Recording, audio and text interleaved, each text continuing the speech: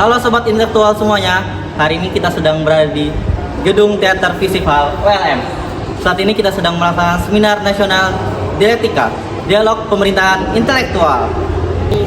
Dialektika yang bertemakan ruang publik dan evaluasi kritis kebijakan yang akan membahas dalam implementasi, tantangan, dan dampak Astacita dalam sektor terpenting seperti pendidikan, lingkungan, dan SDA, hukum dan HAM, serta sektor pemerintahan. Seminar Dialektika menumbuhkan kebijakan menuju arah bangsa. Selamat menyaksikan. 50 kota ya, sekarang uji coba di 7 kota. Kalau ini sukses kan mulai proyek hijau kan mulai jalan ya. Sampah dikelola diubah menjadi listrik. Terus ya. Nah, terus ini kebijakan di pendidikan. Sekarang kan ada sosialisasi kelembagaan. Perguruan tinggi sudah tidak lagi di bawah Kemendikbud ya. Perguruan tinggi lepas sendiri di bawah Kementerian Dikti ya. Kemudian pendidikan dasar menengah ditangani di desa di bidang pendidikan. Hal baru sebenarnya. Mengapa pendidikan perguruan tinggi harus diurusi? Karena jumlah perguruan tinggi Indonesia itu ada 4.000. Kalau semua, bayangin tuh, satu perguruan tinggi isinya 1.000 dosen. Dalam pasal 31 ayat 1 Undang-Undang Dasar 1945. Ketentuan tersebut kemudian ditegaskan kembali pada Undang-Undang Nomor 20 Tahun 2003 tentang Sistem Pendidikan Nasional atau Undang-Undang Sivitas. Akan tetapi Indonesia mandat ini tak diiringi dengan kemampuan dan komitmen negara untuk menjamin penyediaan pelayanan pendidikan tanpa pungutan biaya bahkan pada level pendidikan dasar sebagaimana diatur pada pasal 31 Undang-Undang Sivitas. Nah, ini nextnya. Anggaran pendidikan kita di tahun ini sangat besar, yaitu sekitar 700 triliun lebih. Wow, sangat besar, sangat terjadi peningkatan pada era periode kedua Jokowi hingga di era sekarang. Nah, tetapi banyak program-program digitalisasi ini mempercepat apakah serapan ilmu dari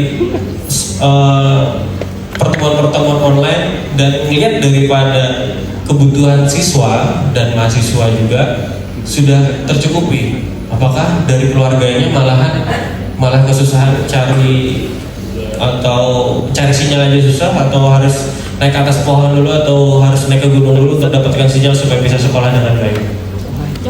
Nah, hari ini terus saja terjadi dan tidak dilihat sebagai pengertian. Masalahnya di Indonesia itu kan banyak sekali korupsi ya, termasuk juga korupsi BTS, tower BTS. Siapa pelakunya? Itu salah satunya yang membuat kenapa di Indonesia masih ada jaringan-jaringan atau daerah-daerah yang kurang sekali sinyal karena tower BTS-nya dikorupsi. Masa leadership itu, pemimpinan itu. Sebenarnya proyeksi kepemimpinan ini kan 5 tahun nih. Setiap kita melihat proses proses legislasi di Indonesia sesuai hukum, dan kita masih mengadopsi kepemimpinan itu kepala negara hanya 2 periode ya, berbeda dengan di negara yang lain. Misal di Brazil itu boleh 3 periode, nah di Indonesia itu tidak ya kan. Nah, entah kenapa ya, ada perbedaan sudut pandang, demokrasi dan lain sebagainya. Nah, dari saya sebenarnya kalau kita melihat tahun pertama pemerintahan Prabowo dan Gibran atau presiden ini menunjukkan dinamika yang kompleks ya dalam penanganan isu, yaitu isu hukum dan hak asasi manusia. Meskipun sebenarnya kalau kita melihat dari implementasinya atau perjalanannya ada langkah-langkah progresif dalam konteks pelaksanaan. Tetapi tantangan itu masih ada ya. Misal kasus-kasus pelanggaran HAM di masa lalu yang masih sampai saat sekarang ini belum terselesaikan. Nah, kita melihat, jadi saya konstruksikan seperti ini, mungkin kurang jelas tapi nanti bisa saja PPT-nya diminta ya. Kabinet Merah Putih, masih slide yang awal. Kabinet Merah Putih Oktober 2024. Ini saya bagi menjadi 3 isu besar. Ada soal penyelesaian kasus HAM, pemberantasan korupsi KKN, dan progres undang-undang yang kalian demo kemarin, yaitu Kitab Undang-Undang Hukum Pidana atau KUHP yang sekarang menjadi prolegnas utama, yang dimana nanti itu harus beririsan dengan bagaimana prosesnya, yaitu ada undang-undang lain, yaitu selain KUHP harus ada undang-undang pendukungnya, yaitu Kitab Undang-Undang Hukum Acara Pidana RUU KUHP, yang ini juga menjadi, di sini ada mahasiswa Fakultas Hukum juga nih, itu menjadi hal yang utama, yang spesifik ya. Nah, pembunuhan Dukun Santet, kemudian Talang Sari Lampung, dan lain-lainnya ya. Ini teman-teman NGO ini juga banyak mengerti soal ini, apalagi dari Walahi ya kan? Next. Nah, ada tim penyelesaian pelanggaran HAM berat juga existing, bahkan dikeluarkan oleh payung hukumnya melalui Impres nomor 2 tahun 2023 ya. Untuk apa? Jadi ada kompensasi pemulihan korban, tapi implementasinya ini masih menghadapi tantangan atau dan kritik, menuai kritik ya. Jadi artinya apa? Artinya teman-teman yang memang konsen pada hak asasi manusia itu menilai pendekatan yang ada menempatkan korban sebagai penerima bantuan sosial daripada korban pelanggaran HAM yang berhak mendapatkan pemulihan penuh. Jadi program pemulihan yang ada meliputi bantuan jaminan kesehatan, beasiswa pendidikan, dan bantuan renovasi rumah. Tapi pertanyaannya, bagaimana dengan ekstapol dan napol yang kedudukannya sampai sekarang tuh masih termarginalkan, ya kan? Kita tidak tahu benar sesungguhnya peristiwa 1965 itu apakah betul penegakan hukumnya itu betul-betul fair. Harapannya dengan dukungan yang cukup besar ya, lebih dari 80% itu adalah pendukung Prabowo Gibran di parlemen gitu ya, dan bahkan 80% ini bisa kita lihat di koalisi Indonesia Majunya gitu ya, di kabinet Merah Putihnya. 1 tahun kita udah melihat 3 reshuffle kabinet ya, itu menarik sekali.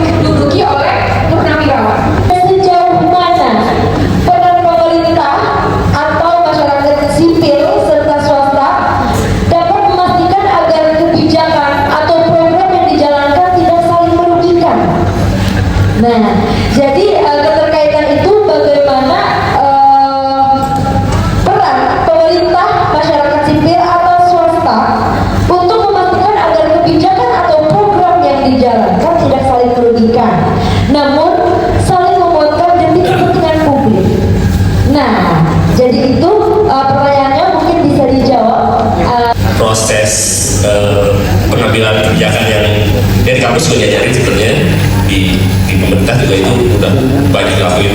Kalau kita sebutnya kebijakan secara teknokratis ya, nah itu tidak terjadi di Indonesia karena memang kalau kita bicara di pemerintahan Indonesia mengambil kebijakannya kebanyakan pakai feeling gitu ya, atau pakai method base gitu.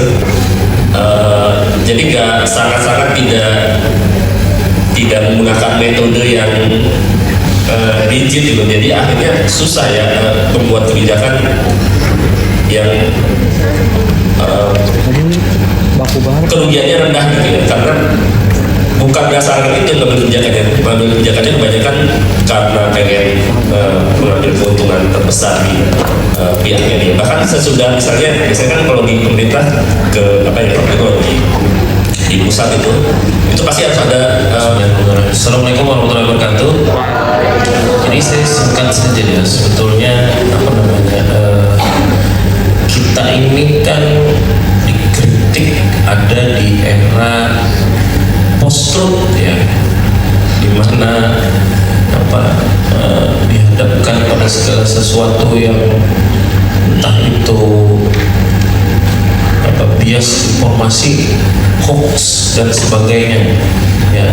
Ini juga menjadi persoalan sebetulnya dalam dinamika penegakan hukum ya. Nah, itu dari satu sisi yang tertinggal tadi yang saya bahas ketika saya paparan, karena bias penegakan hukum saat ini cenderung menjadi semacam anomali. Sekarang kan kita lihat hukum itu, atau kalian teman-teman di FISIP itu lihat hukum itu no viral no justice. Padahal itu bukan begitu sebetulnya implementasinya ya kan. Sekarang ibaratnya begitulah.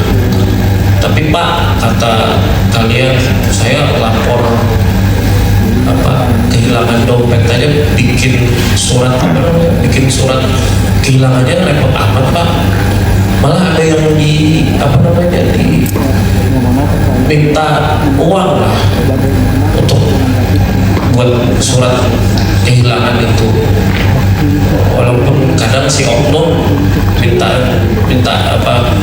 juga banyak alasan lah untuk berduka semua kepada Timothy.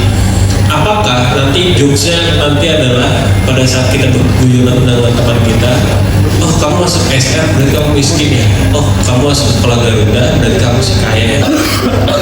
Tentang itu saja sudah menyakitkan kayak gitu.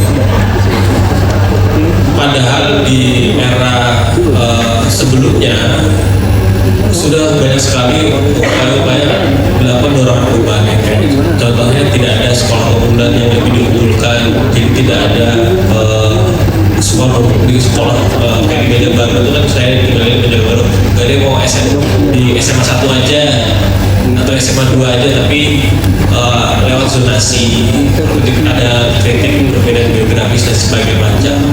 Lalu sekolah harus sekolah inklusi, tapi banyak ada program lagi ya, sekolah Garuda dan sekolah rakyat, perpanjang dan mengembalikan disparitas sosial tadi. Saya seperti itu. Lalu sebenarnya aturan-aturan yang dibuat dalam itu cipta kerja itu sehingga menimbulkan banyak sekali hal-hal yang ditengarai meminimalisir kewenangan otonomi daerah. Sebenarnya tujuannya kalau saya membaca di Kementerian Otonomi Daerah itu semestinya tidak demikian ya, namun ya itu prakteknya di lapangan malah terjadi isu yang dimunculkan itu sentralisasi gitu. Karena namanya daerah ini kan, otonomi daerah itu sebenarnya kan memudahkan, memberikan kewenangan yang besar seluas-luasnya kepada daerah dalam mengelola daerahnya. Yang hanya bisa dikelola oleh pusat itu kan kebijakan militer ya kan, kebijakan Jadi di sini saya ingin bertanya tentang isu terhadap korupsi dan pelanggaran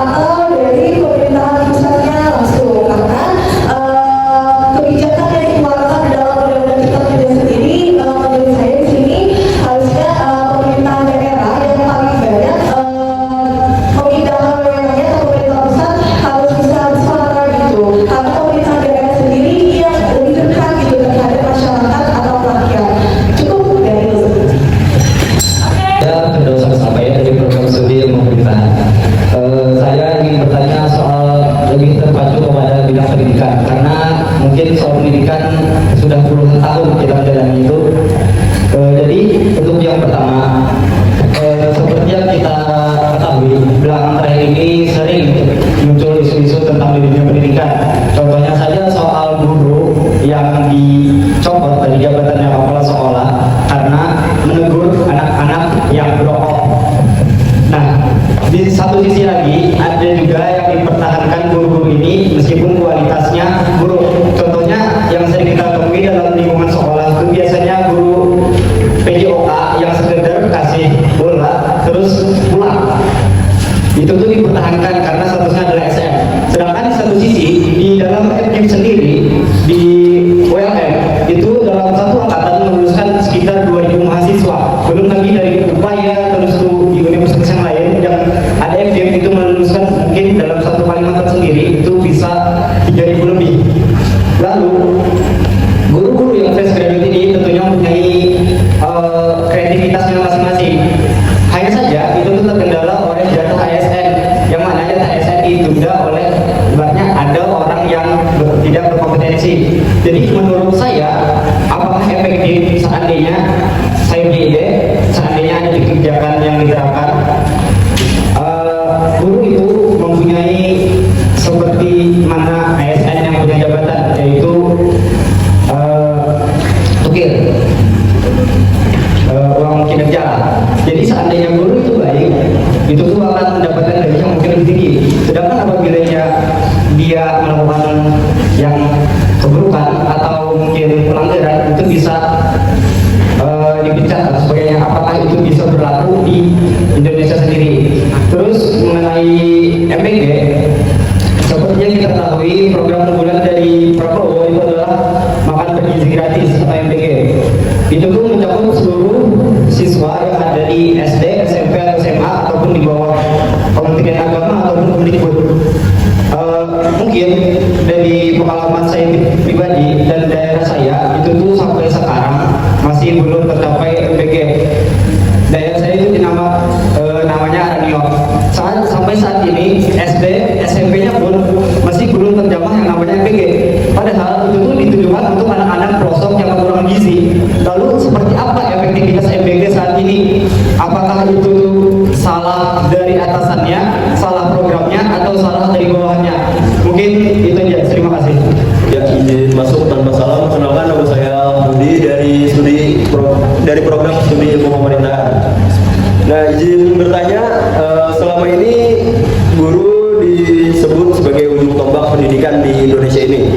Namun banyak guru honorer masih belum sejahtera. Belum lagi kemarin ada ada statement tentang bahwa guru itu sebagai beban negara. Padahal guru adalah orang paling berjasa bagi kita sampai kita berada di titik saat ini, kita berada di kuliah saat ini. Menurut Anda, apakah layak guru dipandang dengan sebelah mata? Bagaimana mungkin kualitas pendidikan meningkat jika kesejahteraan guru pun selalu terabaikan?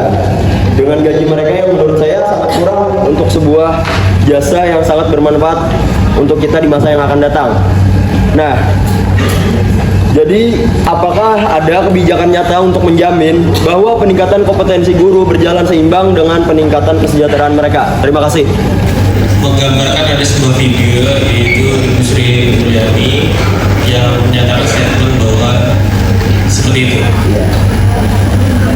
Perlu dikoreksi teman-teman, itu tuh ya. Nah, minta tolong hati-hati pada saat melakukan analisis. Akhirnya kita berubah sendiri. Akhirnya teman-teman tidak berdasar untuk menjawab pertanyaan itu. Itu tuh AI. Yang menarik yang lebih lanjutnya bahwa guru itu digugu dan ditiru. Termasuk guru itu kan banyak ya, dosen, guru ngaji, guru sekolah dan lain-lain. Memberikan aktivitas pengajaran baik formal dan non formal. Kemudian lalu di pendidikan memang sangat banyak dan sangat riskan sekali urusannya. Sebenarnya aturan-aturan yang dibuat dalam itu cipta kerja itu sehingga menimbulkan banyak sekali hal-hal yang ditengarai meminimalisir kewenangan otonomi daerah.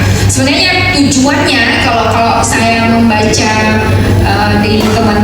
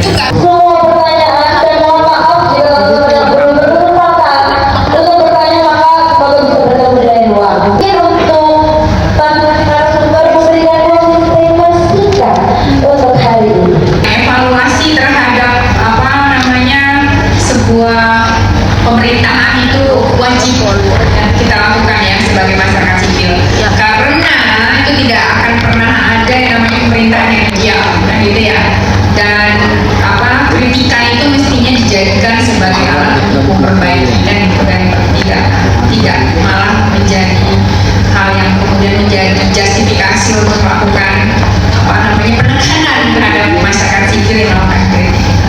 Jadi kita masyarakat sipil harus terus membersamai ya pemerintahan yang masih 4 tahun ya. Kita harus membersamai dengan cara kita selalu kritis ya, kritis yang membangun. Terima kasih. Oke, kalau closing statement dari saya, negara wajib memberikan hak kepada guru-guru, dosen, dan para pengajar lainnya untuk mendorong kesejahteraan. Karena kita tahu bahwa di negara kita termasuk jomplang antara gaji guru, dosen di antara negara-negara yang lainnya. Mudah-mudahan dari kesejahteraan itu mendorong pendidikan yang berkualitas yang bisa dihasilkan. Jadi guru nggak mesti jualan topeng setelah pulang sekolah kayak gitu. Lalu mudah-mudahan juga pendidikan dan berbagai macam program pendidikan bisa memberikan dampak yang lebih luas dan dalam bermain juga terutama masyarakat generasi bangsa yang baik, cerdas, dan budaya yang kritis. Lalu juga mudah-mudahan teman-teman bisa memberikan realisasinya terhadap perjuangan yang akar rumput bersuara dan juga bisa melakukan aktivitas pengabdian di luar daripada program organisasi, proyek organisasi, program saya tadi menarik yang nambahkan sedikit yang dari pertanyaan terhadap dijawab oleh Mas Naum tadi, sebetulnya penyelesaian sengketanya dan penyelesaian hukumnya ada di mata kuliah hukum lingkungan itu. Karena pertanian itu kadang juga dimasalahkan akibat alih fungsi pertanian dan kompleksnya ada pada biologi. Nanti kalau sudah ada mata kuliah hukum lingkungan bisa diselesaikan di situ. Oke, closing statement dari saya ya, kita satu aja sih, kita purbayakan aja kebijakan 1 tahun pertama ini ya, karena kalau nggak optimis kita ya gimana mau mengikuti ya kan, dan saya kira kerangka evaluasi dan kebebasan berpendapat itu harus tetap ditumbuhkan dari intelektualitas kita sebagai akademisi, sebagai NGO, sebagai mahasiswa, sebagai masyarakat lah pada intinya, karena itu prinsip mutlak untuk melihat negara ini berkembang seperti tadi di awal paparan Ibu Neti, kita negara demokrasi ya. Sehingga memang harus terus dikawal demokrasi itu sehingga kita bisa melihat bahwa negara ini bukan negara gagal. Ya, kalau dari sisi lingkungan ya setahun ini harusnya ini ya bisa melihat ya apa yang terjadi krisis di lingkungan, dan krisis di lingkungan kan sebenarnya nggak cuma akibat dari pemerintahan sekarang ya, pemerintahan selanjutnya juga berakibat ke pemerintahan sekarang. Dan di sisi lingkungan itu ada hukum alam sebenarnya nggak bisa kita lawan ya, mau kayak gimana pun kita paksain hukum alam itu nggak bisa dilawan. Mau tebang hutan di hulu apalagi jadi banjir, ya udah jadi banjir, mau kita gimana pun jadi banjir, apalagi kalau misalnya kayak hutan tropis ya itu udah pasti gitu ya. Mau kayak gimana pun, terus kalau nambah dengan cara nggak bener, ada logam beratnya, ada orang keracunan gitu ya, itu hal yang pasti yang nggak akan bisa dilawan, mau kayak gimana pun nggak bisa dilawan. Jadi buat pemerintah ya jangan melawan hukum alam gitu, nggak bisa juga dilawan, nanti rugi juga dia nanti gitu ya. Udah kejadian yang beberapa kali ya, misalnya soal food estate kan udah beberapa kali kita merencanakan food estate, tapi mau melawan kondisi tanah di sana nggak bisa dilawan, itu kondisi tanahnya kayak gitu nggak bisa dilawan. Mau udah dari zaman Orde Baru gitu yang melakukan itu gagal juga, karena mau melawan kondisi alamnya nggak cocok, yang kurang subur sebenarnya. Dan kita sudah ratusan tahun, ribuan tahun tinggal di bumi ini, kita di Nusantara udah tahu mana tanah yang subur yang bisa ditanami, mana yang enggak, jenis tanamannya apa gitu ya, jangan dipaksakan gitu ya. Jadi saya berharap untuk federasi untuk kembali ke tempat. Terima kasih banyak bagi saya, Pak Dendi dan Mas Wira.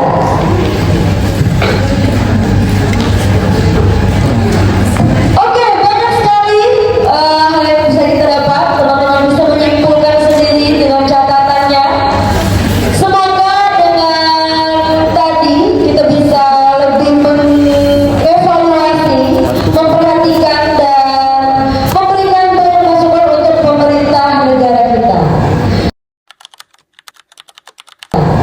visi yang saya tuliskan, harapannya untuk segala bentuk pendampingan di Indonesia itu bisa berjalan saling berimbang, memberikan dampak yang baik.